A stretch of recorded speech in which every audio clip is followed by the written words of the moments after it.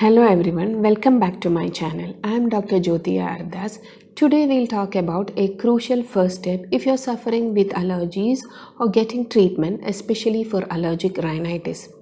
It is very important to confirm whether your symptoms are actually due to allergies or not.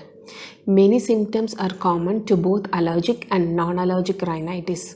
Knowing the difference is vital for determining the right treatment and medication. Wrong medication due to misunderstanding always leads to poor results. For example, in vasomotor rhinitis, which is a type of non-allergic rhinitis, triggers are present which can be mistaken as allergens. A proper understanding is the key aspect here. For more detailed information, check out my full video on this topic. Be informed and stay healthy. Thank you.